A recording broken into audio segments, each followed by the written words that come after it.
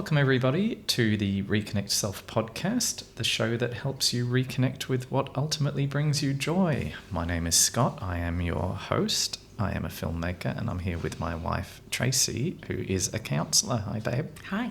How are you? I am good, thank you. Big episode last time and we're going to continue that theme this time. It was all about vulnerability and you were extremely vulnerable in the last episode where you shared a couple of stories that were pretty powerful, and I know certainly the most you've ever cried on the podcast. Yes. So if anyone hasn't listened to that, and just listen to that one, guys. Don't watch that one. You can, of course, watch on YouTube or listen on Spotify, Apple, and all the others. And we were sort of discussing after that episode about, how related to vulnerability was it? And you said something that sort of I thought was interesting. Do you remember what you told me? Well, it's about sharing what we've been through so that others can, kind of connect to us and relate to us. If we don't go through anything, how are we knowing what others go through and how are we connecting with people? I've got a lot of clients where they might say, oh, God, another thing that happened to me, or I have the worst luck, and they just see things that happen as being like a problem, or, why me? Why am I going through this? But as much as it doesn't feel like at the time, some of those things we go through can be the greatest gifts because it gives us those learnings and it gives us even the empathy and the compassion for other people. Like, if you've never fallen in love, you won't have that same compassion for someone that's gone through their first heartbreak. It's only through knowing what that feels like that you go, it goes on forever. And you really feel like you'll never feel better again. Yeah. So I think it's us going through different things that we have that compassion for other people. We have compassion for ourselves even. And life isn't going to be smooth sailing. That's just not going to be possible for us. And actually, life wouldn't be rich if we didn't go through things. It's through contrast that we actually have appreciation. And so when we go through these things, on the other side of it, we have a lot of appreciation. Yeah, well, I think you did a great job on the last episode, and we're going to sort of continue that theme in this episode. A couple of the stories that really impacted your life were when you were younger. The next major sort of thing that happened to you was you got married pretty young. Yeah. So after Jason died, not that long later, maybe, I want to say 6 months, because I know that I was 19 when I got together with Michael. And so we should just very brief, just in case someone hasn't listened to the previous episode, Jason was your boyfriend when you were 17 years old. Yeah, 17 to 18. He was my first proper love. And he passed away in a motorbike accident. Yeah, a year later. Yeah. Yep. And after, I was still grieving, obviously, because it was not that long later. And again, Chicken Treat plays a big pivotal role in my life. So I was working at Chicken Treat, and there were, in the complex that we worked in, there was a bottle shop, alcohol shop, and one of the guys that worked there just on the Friday and Saturday nights was a guy called Michael, and I thought he was quite cute, and he obviously thought I was quite cute, and one day he asked me out and we started dating. But again, this is very soon after, Jason had died, so he kind of had to go through some of those grieving moments with me. So that would have been tough for him. The other thing that was really tough for him was I had a best friend that was a guy, and he did loads of things with me, and so everyone used to joke that Michael had to date me and Dan because we were always together. Now, Dan was my friend that I'd met on his very first night in Perth, I think it was, and he was coming over with the army. He was trying out for the SAS, and sadly he never made it. He hurt his back, but it did keep him in Perth, and we became very good friends. So yeah, poor Michael, he had to date both of us, and had to navigate obviously all the jealousy that might go with, a person you're interested in hanging out with. They became friends, didn't they? Oh, they're still friends now. Yeah. Yeah. Michael, you're welcome. I gave you a gift. Yeah. So I met Michael and we started dating, and I kind of grew up really fast. I mean, gosh, I'd just come from the boyfriend with the baby. But because, again, Michael was also 4 years older. I must have liked the older, more mature men. And we used to go on lots of dates. And being that he was older and he worked full-time, he was an accountant, and he worked at the bottle shop on the weekends because it was his friend's business. And I just ended up doing things with people that were in their probably mid-20s at that point. And so we would do dinner parties and we would, hang out a lot, but it was more mature kind of not clubbing and partying, kind of things. So it sort of seemed natural that at 22, 22 or 23, I think we got married at 22. And now I look back at that and I go, oh my God, I was a little baby. My parents got married at 22. Maybe I was 23. No, I was 23 because it was 4 years. We're together 4 years. Right. Yes, I was 23. Maybe we engaged at 22 or something. But it just seemed like a natural progression. It really did seem like we dated. We got along well. His family was really lovely. His family was very middle class. And in fact, this is kind of where some of my shame from childhood came in, because they lived in a really lovely area. They had a beautiful house. I'm talking a lovely, lovely house where they had a pool and they had a spa, and they kind of had my dream. When you look at, the life you'd want to have, that's what they had. And they were this really close-knit family. They were big into surf clubs, so they had lots of family friends, lots of people coming over and socialising. But the difference in their family compared to mine was I grew up with my dad, and when he had friends come over, my dad really didn't swear around me until I was an adult. But when his friends came over, they were rough and tradies and whatever, so I'm sure they were swearing. So my dad didn't really invite us around. We were kind of in the house and he was outside. But in his family, they kind of expected that the kids hung out and socialised and things, whereas that wasn't my normal. So I would want to go into his bedroom and they would think I'm hiding away. But that just wasn't my normal. And so they almost thought that I was, I don't know if they thought I was shy or a snob or what, but I was definitely pulling myself away because that was my normal but not theirs. So that caused a little bit of problems in the beginning. Yeah. And then there might have been certain times where I was driving to his house and I heard a song on the radio that reminded me of Jason. So that might have changed my mood and maybe I needed some time out when I got there. But they definitely didn't understand my grieving process. You've asked me before that, do you feel that people have a expectation of how long it should take to grieve? And my answer is definitely yes. I mean, it's incorrect, but that is definitely, people kind of think, oh, she's still going on about that, or and I look about that now and I'm like, oh my gosh, it was no time at all that it really passed. But people did kind of feel like, oh God, here we go again. Yep. You did love that family though. Yeah. Michael's family. Yeah. You've told me many, many times. And we should preface this whole thing with, obviously you're not still married to Michael, you're married to me. You have never ever said a bad word about him. Our kids know how much you love him. They know him, they know all about him. And I have heard since we met how much you love their family. Mm-hmm. And you bumped into them. Yeah, at the shops. And the parents, I hadn't seen them for, over 20 years, I think. Yeah. So there's certainly not going to be any bad mouthing because there's nothing negative to say. No, nothing bad to say. No, they're beautiful. And still think very highly of all of them, including your ex-husband. Yeah.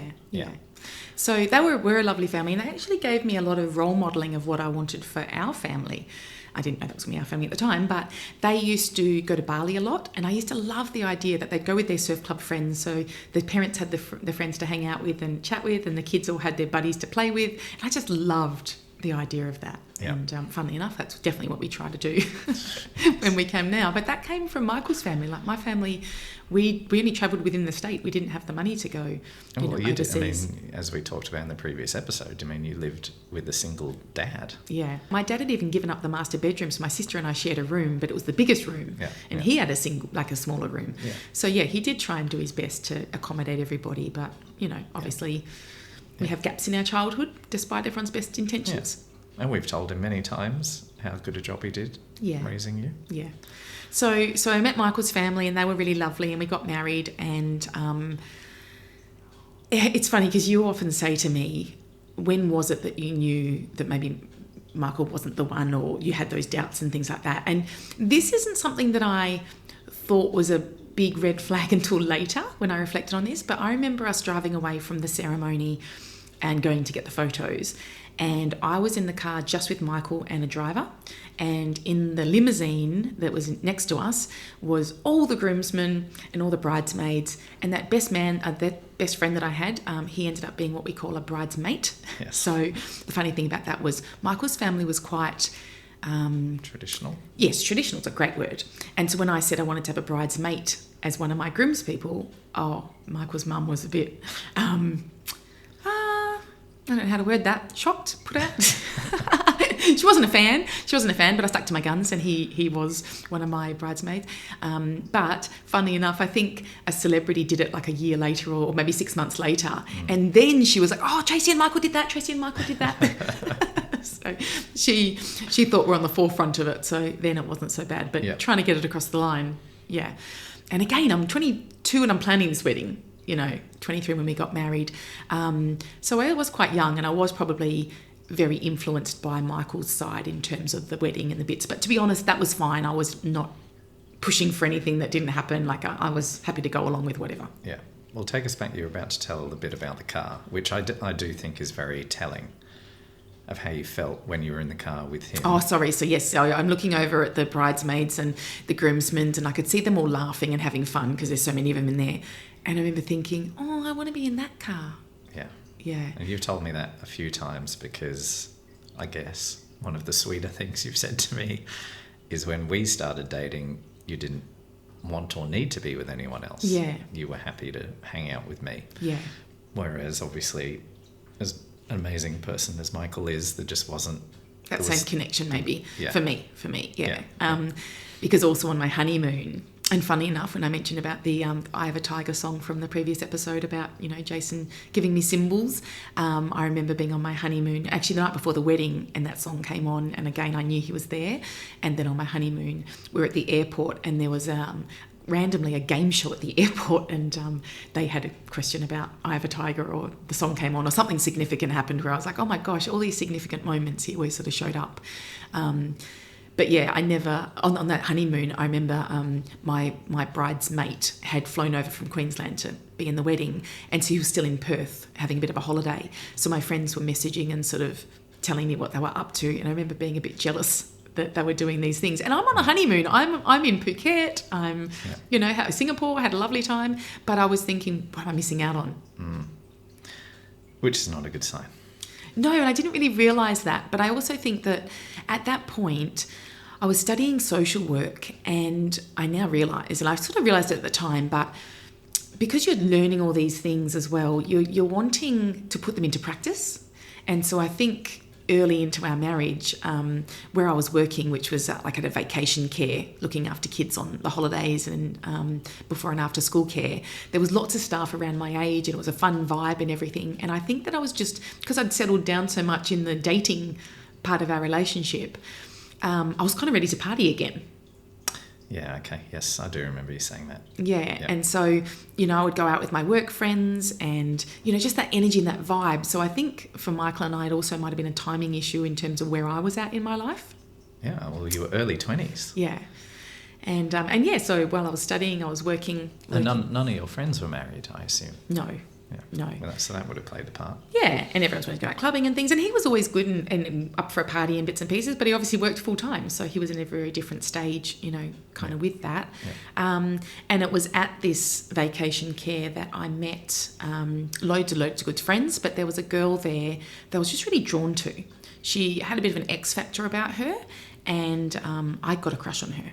And yeah, I felt like there was a connection there and a chemistry there.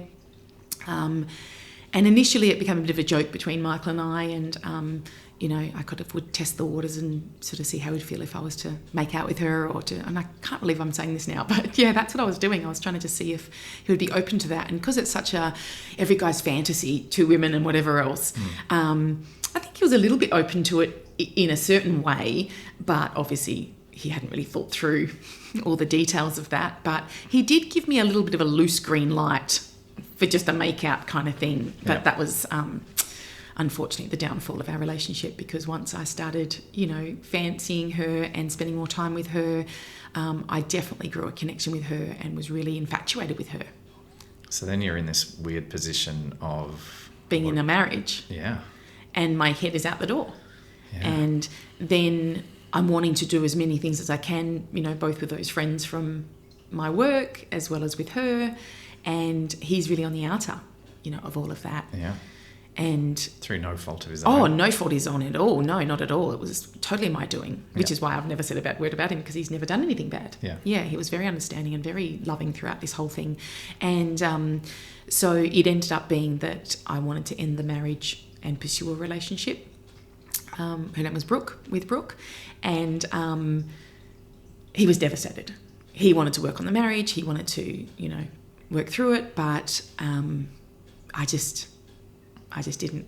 So how did you go getting through this? I mean, that's pretty full-on stuff. I know. And, also... And you're still pretty young. And no one knew, apart from my friends, that it was to do with Brooke. Mm. Oh, okay. They just... No one knew that I was in... I mean, his family would have, because he would have shared that with them. Yeah. But my parents and siblings and things... Oh, yeah. Well, you never... I don't even think you told them when I met you. They didn't know. Yeah, no, they hadn't. You maybe told them, I don't know, a decade later. Yeah. So let's delve into that. What was the feeling? Was it shame? Was it... Judgment. Okay. Yeah. Because even in the relationship, like as we had started dating, even just if you walk around holding hands, you get comments. Yeah. And so you definitely stand out to people. You're not just... if you and I walked around holding hands, no one would bat an eyelid. No one would say anything. Because this would have been the early 2000s. Yeah, early 2000s. So the world was a very different place back then. Yeah. Definitely no, was. maybe mid-2000s it would have been, because I was mid-20s. Yeah, well, we met in 2007. Oh, okay. So early, okay. It's the early 2000s. Okay, it's early 2000s. Yeah. So, yeah, it was just... I was just worried about judgment and worried about comments. And obviously my family loved Michael. Like, my dad thought he was such a stand-up guy and he had a good job. I remember that was the first thing you told me when I met your dad, was how much he loved and missed Michael. The whole family, big fan of Michael. Yeah. I was like, okay, thanks, Frank. Nice to meet you. Oh, and I worried about you meeting my dad. I was so nervous. Oh, yeah, you prepped me for days and days before I met your dad. I'm happy to report that your dad is a big fan of mine now. Yeah. Now. Yeah, it might have taken him a decade, but he got there. Yeah. All right, so we got sidetracked. It's heavy. Yeah. You're now all of a sudden a lesbian, but you're not really sharing that with a lot of people. You've ended a marriage after, what was it, 2 years? No, it wasn't even a year. It wasn't even a year? No. Oh, I didn't know that. No, Okay. It wasn't even a year. We got married in December and we were separated by the July. Oh, my God. It was really fast. Oh, wow. I never knew that. Mm. There you go. So how do you cope? How do you get through that? My friends were really lovely. Oh, not all of them, to be honest. Like, I think people that loved Michael would have also had a little bit of, protection of him. And so I definitely was a bad guy because I did do the wrong thing. Yeah. And this is the thing about owning our story as well, because that's given me a lot of shame all these years that I did cheat on my husband. But looking back, I kind of see the steps and I go, oh, I kind of almost needed to have done that to come out of that marriage so I could, be with you. But you don't know that at the time. Yeah. And I don't think I would have ever left him for a man, because he had all the qualities. Yeah. Yeah. So I think if it wasn't for it being a female, and you've asked me this before, like, did I ever think I was a lesbian before that? And I remember, watching, the singer Pink and watching her videos and thinking she was sexy, or thinking, there was something about her. And there was a basketball player back when I was probably in high school, Michelle Williams, I think her name was, something like that. Yeah. She was quite butch looking actually, but for some reason she just drew me in. So I kind of had those little inklings that I do have an attraction to some females, definitely not all females, but some females. It's females with an X factor. It's an X factor. That's what it is. And that's why I wouldn't even, when people say you were lesbian, like even at that time when they said lesbian, I wouldn't have called myself a lesbian. And even when they would say, okay, you're bisexual, I wouldn't even say that because it's just the person might draw me in. Yeah. But I also think that I had to explore that. I think it was almost like an itch I had to scratch, like it wasn't like I need to be in that relationship forever or I need to continue to be with females. It was just, okay, I've seen what that's like now. I've experienced that. Yeah. So how are you feeling right now, knowing that we're going to put this out on the internet? I feel okay with it. I actually feel okay with it, speaking about it compared to when I was thinking about it. Oh, okay. Yeah, when I was thinking about, oh my God, are you going to share that? Because I have lots of clients that are gay. Yeah. And I don't think I've told any of them that I've had a female relationship. I mean, not that counselling's about me when I'm talking to them, but people if they can relate to your story, they feel understood and they feel a sense of connection, which is, again, why vulnerability is so important, that, you know, by sharing things about our own stories, people feel like, oh, well, you'll get it then. You'll understand.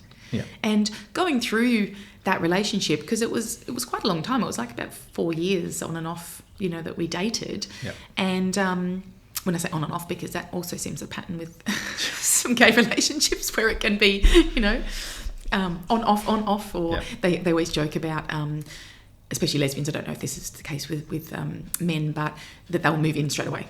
Like they'll be together and then they're just together. Yeah. They go on 2 dates and bang, that's them living together kind of thing. Yeah. So I've learned lots of little things along the way that you might not have known had you not have experienced that. And also the fact that the community is very, very small, and most people would have dated your ex or dated your friend or dated you. Like there's this real crossover, especially in Perth because it's a very small place. And then take that to a smaller community, there's a lot of crossover. And even with my clients, they'll be like best friends with their exes, and it's very common. Yeah. So what do you think you learned from all of that period of your life? I think just choosing me, to be honest. Like in those moments, I had to choose what I was drawn to and what I was wanting to experience. And as hard as that was, and this is why sometimes when I'm working with my couples or my individual clients, I'll say the person that's choosing to leave, I think, can often have a harder job because they're weighing everything up. They're knowing I'm going to affect the whole family, not just the person I'm in a relationship with, but my parents were devastated about our breakup, his parents were devastated about the breakup, friends had an opinion. You know, you're impacting a lot of people and you're the cause of it. Yeah. So that's a lot. That's heavy to weigh up. And I think another thing that I learned from that was I often I have a glass of water in my office, and I'll often pretend to put my hand in and say to people, when someone might cheat, they don't necessarily go out thinking, oh, I'm going to go cheat tonight. I mean, don't get me wrong, I have those ones as well. But more commonly, it would be, it's like putting your hand in room temperature water and just slowly adding the hot, slowly adding the hot, slowly adding the hot. And that's how it felt. Like I didn't go, oh, I'm going to make out with Brooke, or I'm going to cheat on Michael with Brooke, or I'm going to start a relationship with her. I was just like, who is she? And I'm really drawn to her, and she's got a cool factor about her. And I was just intrigued. And I just followed my intrigue right the way into a relationship. Yeah. But I did feel a lot of judgment, and that's why I did keep it from my family. And I was living independently and things as well, so I didn't really need to have it come up. Yeah. And we just kind of had it be that she was my friend, and And then funnily enough, when they might have suspected perhaps that we weren't in a relationship, there was times when I remember living with her at one point and we weren't even in a relationship. Oh, okay. Yeah. So I think that's the on-off thing. Yeah, that's the on-off thing. Yeah. And that's a tricky thing I found about being in a same-sex relationship was you can just be friends. And so she would hang out with me. She'd come to my, she made friends with all of my friends. She didn't do that so much with me. Like she didn't bring me as much into her world where I knew her friends, but we wouldn't hang out with them as much as hanging out with my friends. So her connections got really close in my world. So it meant that even when I recognised that I was feeling differently in the relationship, after a period of time, like after a couple of years or a period of time, I didn't know how to get out of it. And in fact, my best friend, Nikki, we always talk about Nikki on here, she was dating somebody at the time and she also wanted to break up with him. She could tell that the qualities weren't quite right for what she wanted. And, but he was a nice guy and she didn't want to hurt his feelings. And so she kept chickening out of breaking up with him. And so we would catch up and both of us would be like, did you break up with him yet? And the other one would be like, nope. And so, we both were in this kind of like, we need to break up with, these people because we know that it's not, kind of right for us. We need to move on now. But we both just felt like we didn't want to hurt the other person. Or for me, it was, she's my friend and we're just hanging out so much that it kind of felt like, how do you end a friendship even? Yeah, yeah. So I guess you needed a good reason to leave. I see where you're going here. So for a long time, we had actually been trying to break up with our respective partners, and I just didn't know how to do it. And sometimes I think I tried, if we had a fight, we would break up, but we would always end up hanging out and then we'd be back together. But I did know that I tried to consciously not entangle anything with her. Like she really wanted us to, maybe move in together again, because at this point we weren't living together again. That was just a temporary thing while I was buying my house.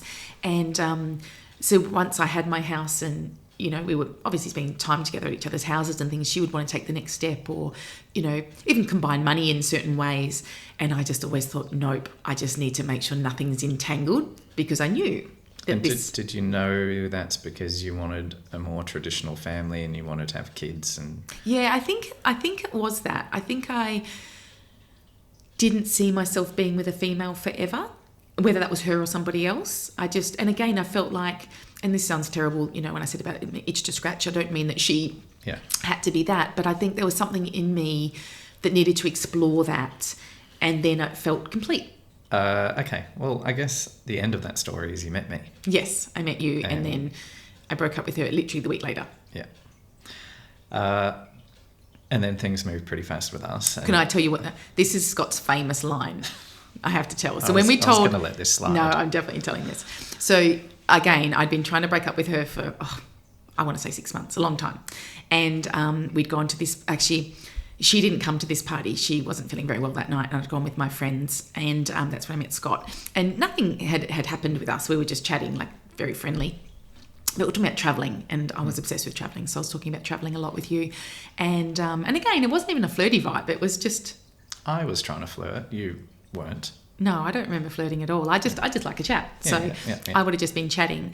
And at the very end of the night, that's when your friend left you without money. And and I, you know, I think I'm quite a you gave me nice person, and I $20 for a taxi. Gave you $20 for a taxi.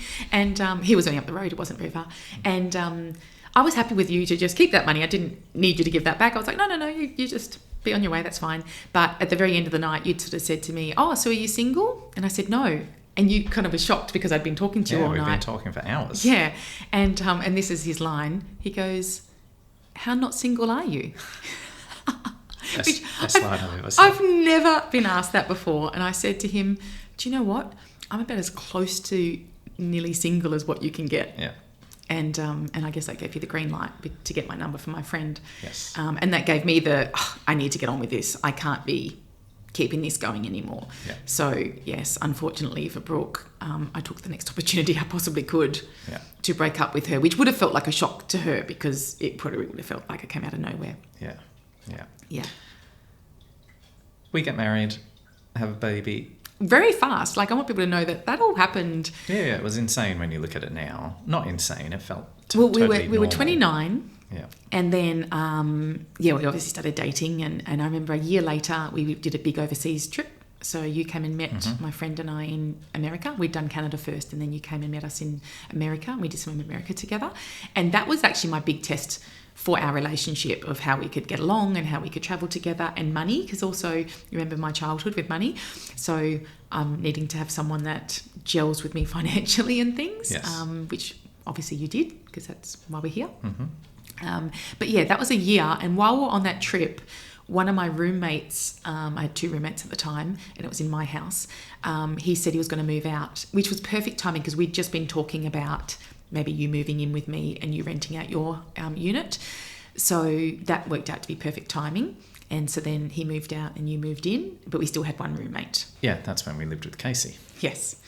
And so then within a few months, I think I was on contraceptive pill, and I think, you know, it was coming to an end where I went to go back to the doctors, and you just said, maybe we don't worry, we'll try for a baby. And, did I say that? Yeah. Oh my God. Yeah. Really? Well, we talked about having a baby when we were travelling, but we'd sort of thought maybe it would be, you know, however long later. Yep. And then when we had to make the decision of, do I go back to the doctors to get the contraceptive pill, or do we just sort of leave it at that? I don't remember any of that. Don't you? Oh yeah. Because I remember being surprised, like, oh, wow, okay, he's keen. Yeah. And it only took us 3 months of trying.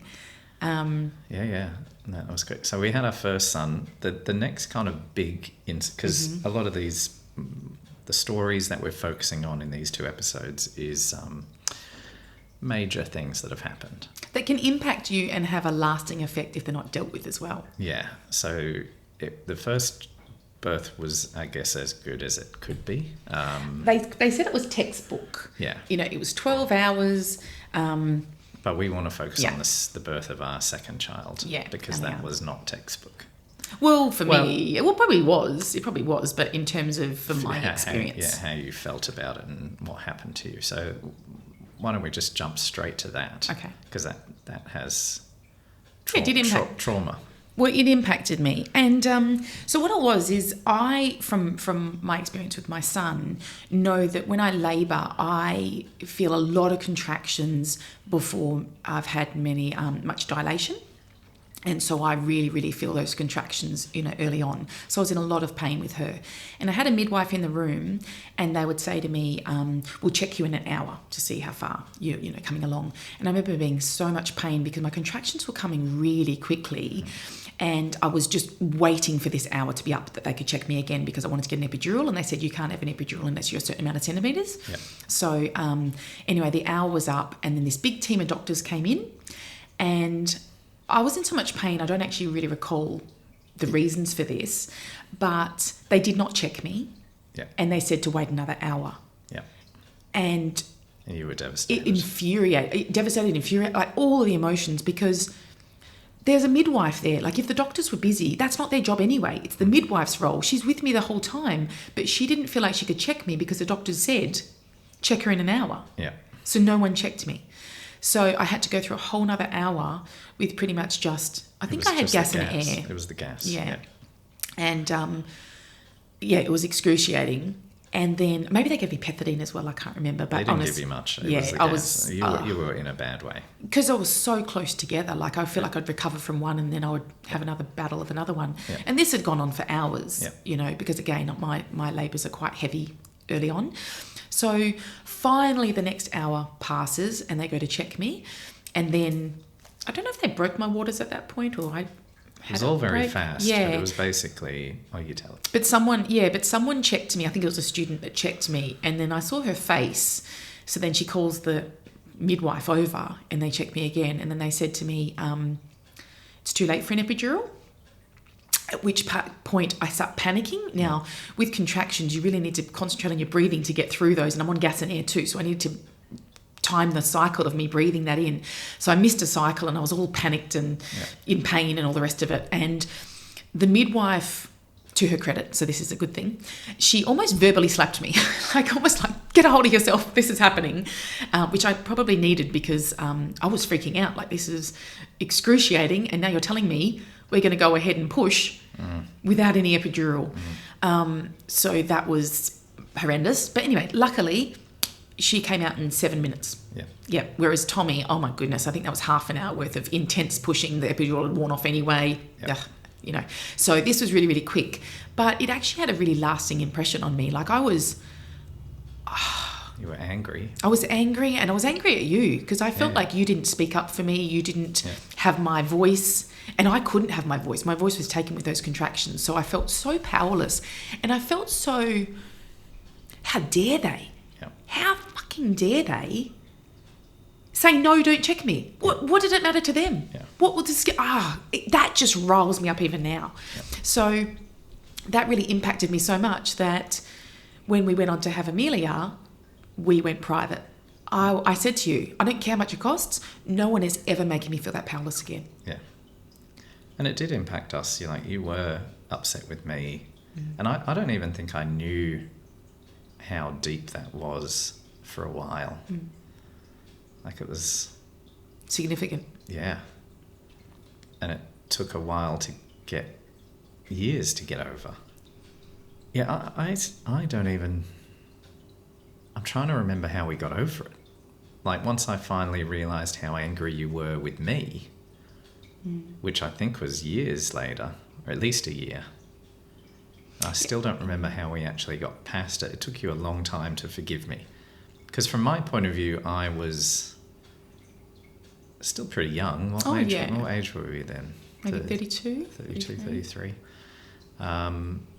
Obviously, we'd been through it once before, but that kind of all just went... That all just went how it went. And it went, and you listened to what the doctors say, and everything turned out okay. And so that's what I was doing here in that situation. If it had have happened a third time after what happened to you then, obviously I would have behaved differently, but at the time I didn't. In Amelia's birth, you were completely different. In fact, you were almost annoying checking in on me because you were like, do you need me to say anything? Do you need me to say anything? I was like, no, I'm fine. I'm fine. And at that point, because her birth was so different, I wasn't breathless. It was more about the fact that with Amelia's birth, with Aliana's birth, I couldn't speak for myself. Well, you couldn't speak at all. I couldn't speak at all. Yeah. Yeah. And do you know what? In terms of the lessons that gave me though, is I always check out my clients that are mums that have just given birth and make sure we go through their birth story if they need to. Yeah. Because even from the outside, someone else might have thought that birth with Eliana went great. I didn't need interventions, didn't need a C-section, Yep. she was healthy, there was no problems, but it affected me so significantly in feeling so powerless. Yeah. And also, and not that I'm getting to gender and things, but how dare those male doctors disrespect me like that? Yeah.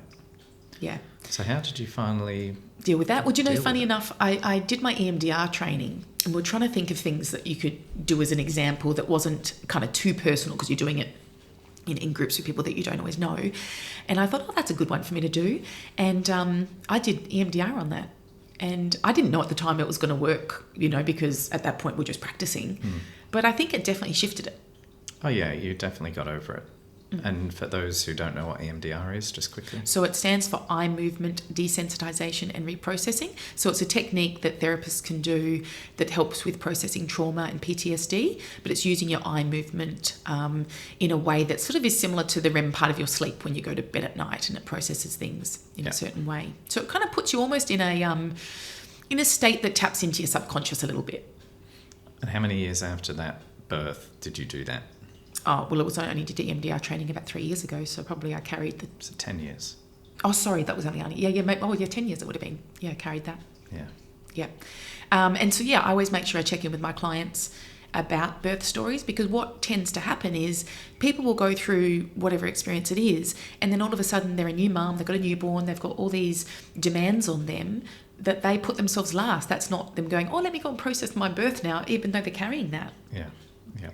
So it was great. I had a client give birth in January, and she felt like she struggled after her last birth. So she was so proactive this time, and she'd set up an appointment with me that we could do, while she was, still in that early stages, and just sort of processed everything. And she messaged me afterwards and she said, I didn't actually realise how much I needed that session until afterwards. So well done to her for, again, supporting herself to know what she needed because of the gaps from the last time.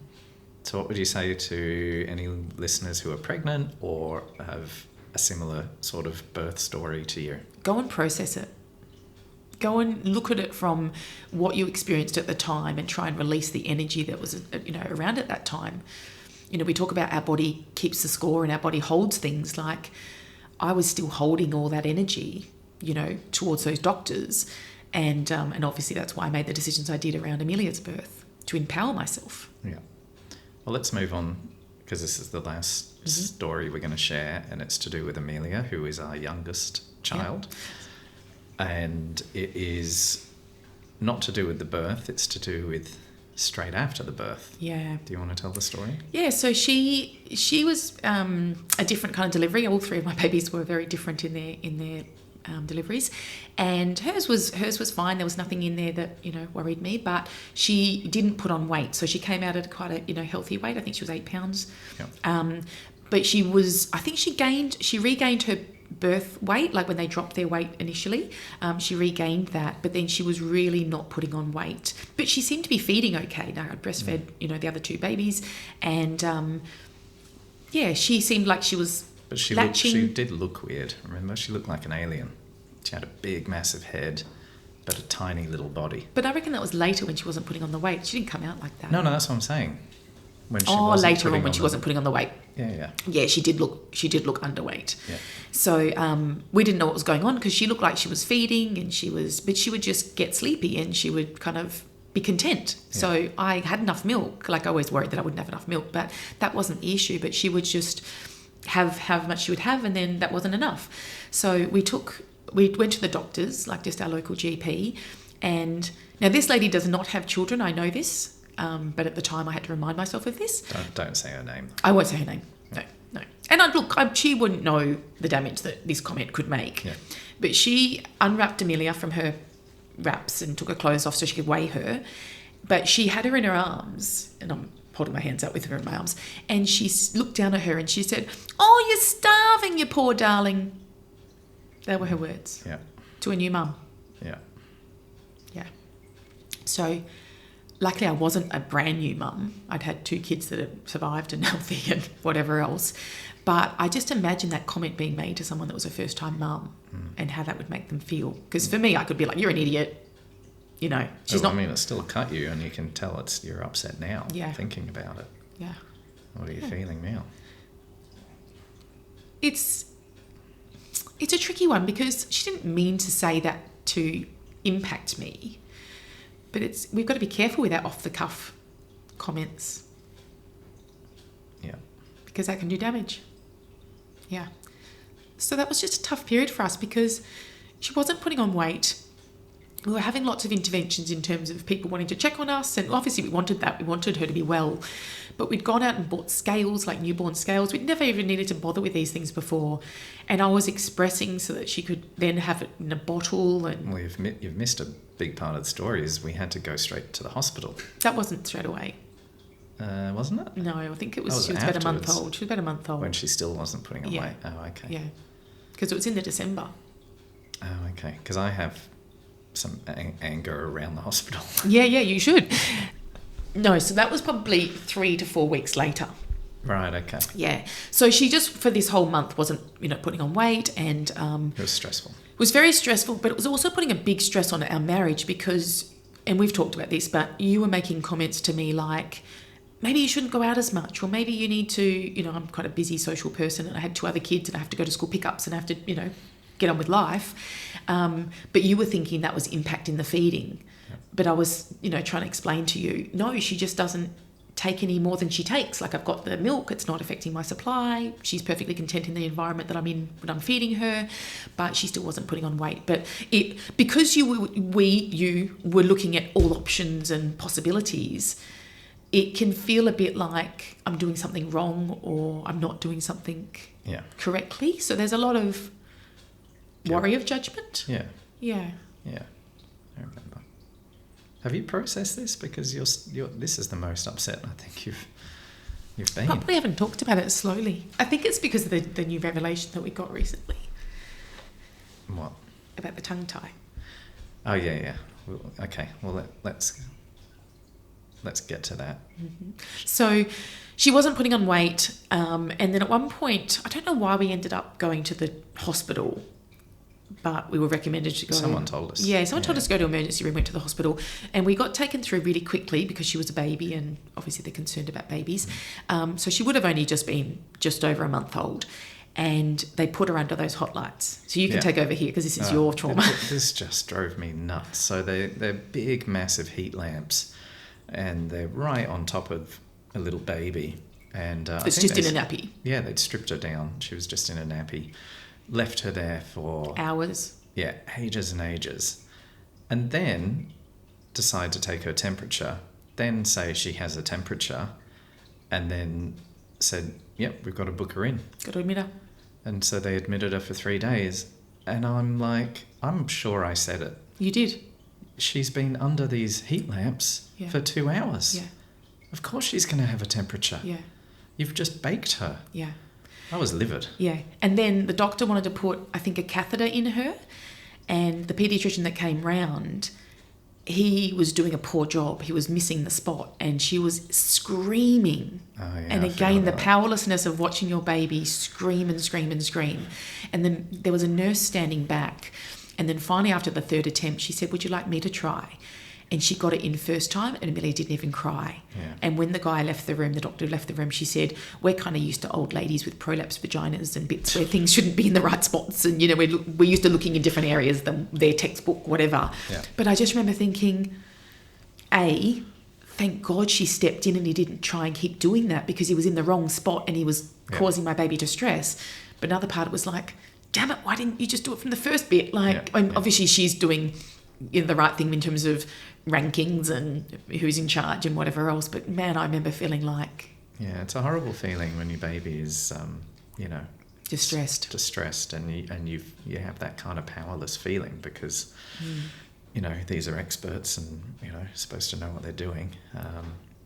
So I guess to finish off that part of the story, and then you can go into the tongue tie, is she was there for 3 days. Yeah.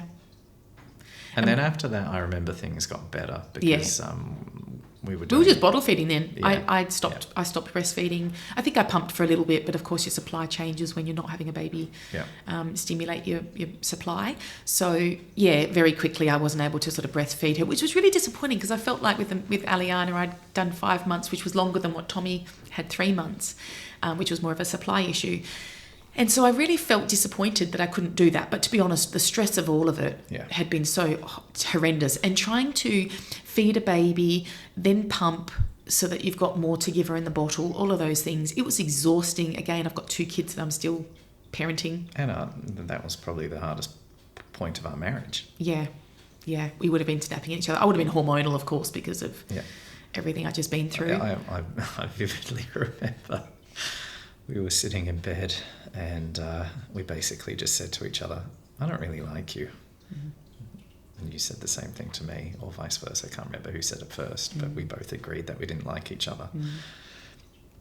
Which probably sounds innocuous, but it was a big deal. Yeah, but I think actually there was a point with all 3 of the babies, and I say babies because it was happened when they were under 1, where there would be a point in that stage where... Oh yeah, all 3. Both of us probably had a point of the closest to divorce or the thoughts of divorce. Yeah, I've said this before. I don't know if I've said it on the show, but there's 3 times in our marriage that we've thought, I'm done with you. Yeah, it was all probably sleep deprivation, hormones, negative sentiment override. It all would have been within the first 3 months of each baby. Yeah. I always say to my clients when they've got kids, kind of under 4, like, you're in the trenches. You are in the trenches. You're doing the hard yards. Yeah. Right there. Yeah, it's tough. Yeah. So she did end up putting on weight and, was like a normal baby after that, in all ways. So I guess we kind of left that behind. And then last year when we went to visit the lady in my office, Penny, who's the homeopath that I've talked about before, and she did all the kids' histories. So she did all the kids' histories to get their health history. And Amelia was actually the last one to get seen. Anyway, so we start from when she's born, and I said, actually she didn't put on weight initially and da-da-da. So we just talked about that a little bit.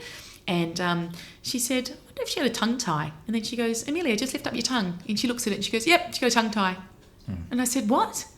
And she said, yeah. She said that's why she would have been a sleepy and, she would have tired herself out because the latching incorrectly like that would have exhausted her. So that's why it would have seemed like she was content. She was tired. Yeah. And that's why she would have the bottle, because the bottle was easier because you didn't really need to suckle. You just had it, sort of fall down the back of your throat. So she didn't need to do the work. And it's funny because as soon as she told me that, that felt like that really made sense to me compared to the other 2 children that I'd, been able to feed.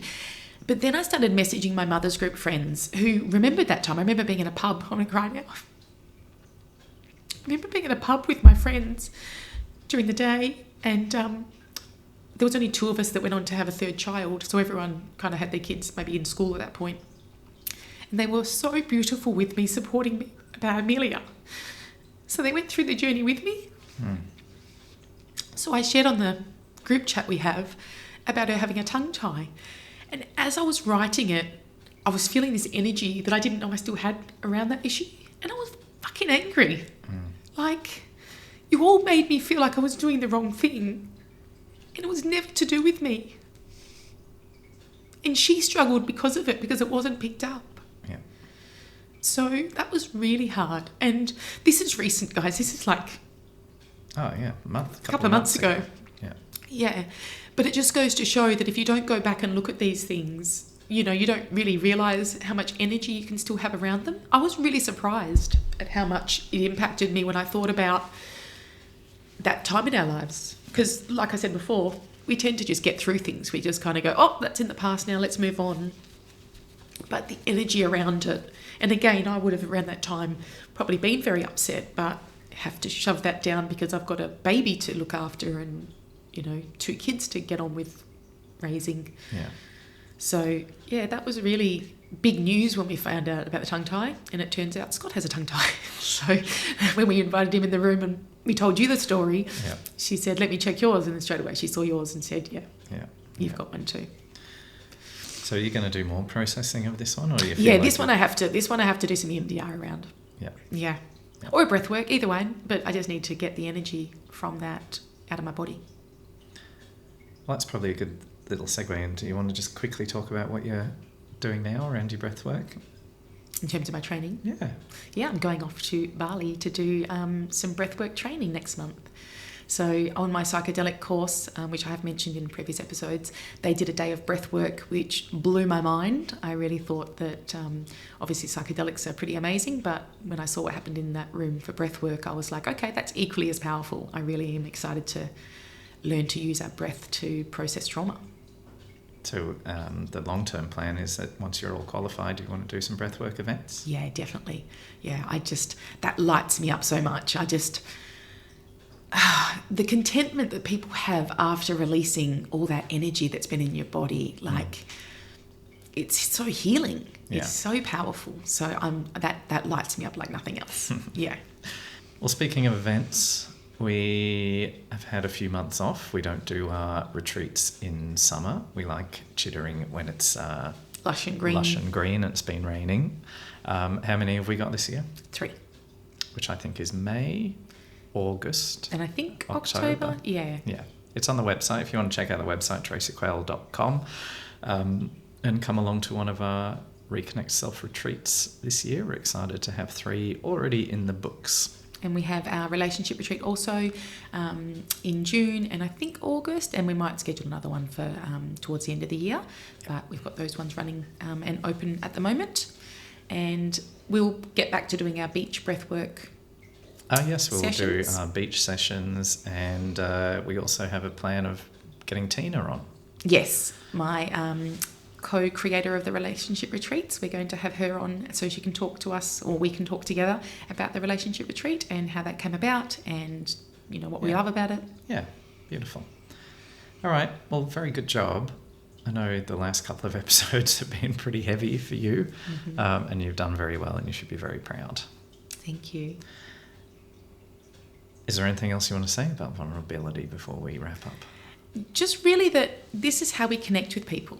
If we don't go through things, we don't understand what people feel when they go through things. If we don't feel our feelings and we disconnect from them, then we also can't be empathetic to people, because we didn't feel or go through, those emotions. And we want to feel our emotions. They've got lots of information for us, and we want to release that energy from our bodies.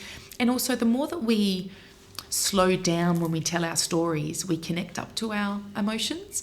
I have people come in and they could tell me the most horrendous stories with detail, but if they say it really fast, they don't connect to the emotion of it. And as soon as I slow them down, I say, hold on, go back. So what happened? And I really slow them down and pace them at a really gentle pace. That's when they say, Tracey, you always make me cry. And all I've done is slow them down. Yeah. That's all I'm doing, because they're rushing through it. They're not feeling it. Yeah. And so if they don't actually feel it, then when they're sharing that with somebody else, somebody will only ever meet you at the level that you share. So if you're saying it like, I went through this and this and this and this, someone's going to go, oh, bummer, that sounds shit.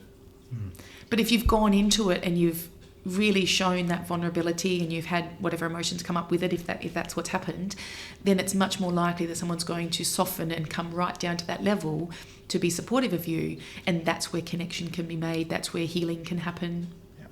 I think connection is a big one. So I think you describe my vulnerability as one of my superpowers. I think that is because it helps people connect with me. I'm not out there saying I'm the best filmmaker, I'm the best this, I'm the best that. I just tell it how it is, and I tell it how I'm feeling about these things and things I'm scared of and nervous about and struggling with. And I think generally that helps people resonate Absolutely with me. And it's not the small talk. It's not the, this is good and I'm fine. And there's no connection there when we're just telling everyone how fine we are. I think it gives people context, and I'll give a very simple example before we wrap up. I'm addicted to that TV show Traitors. You sure are. And I'm making you watch it. Come along for the journey. For anyone who hasn't seen it, it's just fabulous. It gives you such an insight into people's psychology. So anyway, there's this one guy on the UK version, and the whole time I've thought he was really arrogant. And then he was vulnerable in the most recent episode and sort of shared that he has cerebral palsy, and you don't really know until he tells you, because you don't notice it. He hides it really well. And And as soon as he said that, like, your whole view of him changes. Yeah. It opens up because he is being vulnerable and sharing that. And you could see it happening on the show. Yeah. It also gives context as well for other people, but also for us. When we go back and look at things, then we can even see, that's where that happened. In fact, yesterday I have this client that's very insightful, and she said to her new person that she's dating, you triggered my abandonment wound. That's not language that I've used with her, but she's figured out that, she has these issues around, her dad leaving, and she really recognised those same feelings when something had happened in their relationship. So we can make those links as well about how that impacts our current life by going back and reflecting on those things. And then she was able to be vulnerable with him, saying, when you did this and this, it took me back to those feelings of. Yeah. And so again, we can give other people that insight into who we are and how we are and why we are. Yeah. Didn't Amelia say something about that, like that, the other day? She said something like, that's triggered my something. It was something really similar. And I was like, she's definitely the daughter of a counsellor. No, I reckon it's social media. They say triggered all the time. Oh, okay. Yeah, I don't think that's me. All right. Yeah. Cool. All right, let's wrap up. Well done. Thank you. Okay, what do I usually say at this point? We have a newsletter. It's traceyquayle.com. You can register for that. If you want to follow Tracey on social media, it's at traceyquayle.therapy. And check out our retreats that are coming up this year. We'd love to see you there. Perfect. Leave a comment on YouTube, Spotify, subscribe, etc. Good job, babe. Thank you. And we will see you all next time. Bye-bye. Bye.